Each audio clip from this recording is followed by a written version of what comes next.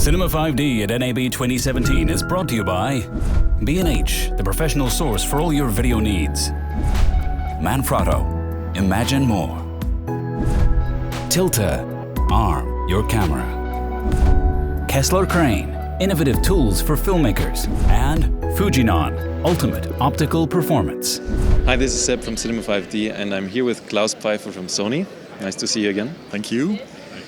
And Klaus, there were not many camera-related announcements at this year's NAB, but you did announce one new camera that is interesting for our readers, which is the Sony C3CA or something like that. C3PO? No, that's not like that. No, this is S3CA. That's a quite nice little camera. Basically, it's based on the same design and the same sensor as the A7S Mark II. So basically, this is E-mount and the same sensor, and built in to the camera is the same processing as the A7S Mark II. It means that you can record in the same frame rates and the same format as also the A7S Mark II. But it doesn't have any viewfinder, it has no screen in the back. That means it's a kind of a special interest camera, smaller, but made for anything like crash recording or multi-camera shoot, like for example VR that we have here in the background. So what are the benefits of using this camera besides the size over an A7S II? I mean, couldn't I just use the A7S II, which also has a screen on the back? Basically, you could do the same. You could also use the A7S Mark II. There is no big difference in that, apart from that this camera does recording longer than 30 minutes limitation. So it is made for professional use. It is made also with a thermal design that allows you to record longer than that. This is one of the differences. And it does Genlock, as mentioned, so you can connect several cameras together and start and Genlock them together, like for this application. Okay, and how do you control the camera? You control this via USB connection, so you have an app or a program on your PC that is connected via USB, and then on your PC you see a GUI that is very similar to the display you would normally have on the back, also with a preview image, and then you can control all the features of the camera. I saw before on the screen that the live view on the PC is a bit laggy and drops some frames. Is there any way to monitor this camera? Well, what you saw was the USB connection, and this is only for kind of very rough framing maybe, and just see what the camera does. But normally you would of course record and also preview using HDMI interface, and then you could use a higher grade monitor and there would be no lag there.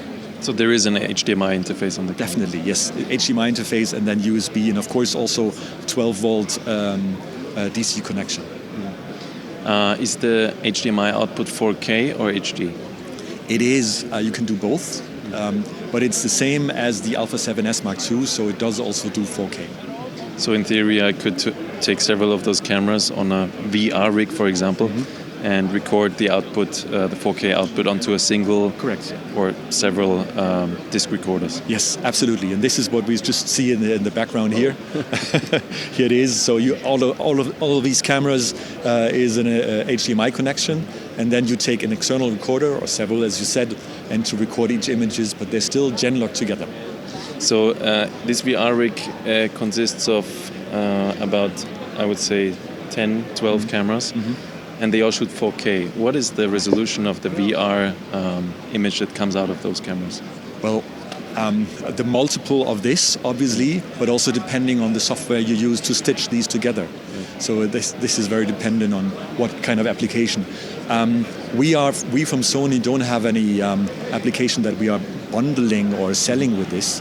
It is purely up to the rig manufacturer or the production company to choose. It is whatever you can use with that camera. And this rig is created by Radiant Images, right? That's it. It's a US company that we are working together here in the US. Okay. What's the price of this camera? Well, actually, the price of this version is not fully defined yet. but there was a predecessor which was a price of around 4,000 euros. So honestly speaking, it is slightly more expensive than the Alpha 7 S Mark II, but it is also made for a different application, longer recording, these kind of things. So it is a different price tag that this product has to have. Okay. And when will the price be announced, and when will the camera be released? This will be released. This camera, including Genlock, will be released at fall time. So I'm not 100% sure. Around September time, I think. And price should be available pretty soon, the next month or two. I have one more question which we didn't talk about. So the recording format is exactly the same as the A7S II? That's correct. So that's XAVC-S, the codec? That's correct. Absolutely. Why did you not choose to go with a higher recording format? Or, for example, you have the option to output a data stream, I guess, in some way. Yeah. I understand this requirement, and I personally would have loved this myself.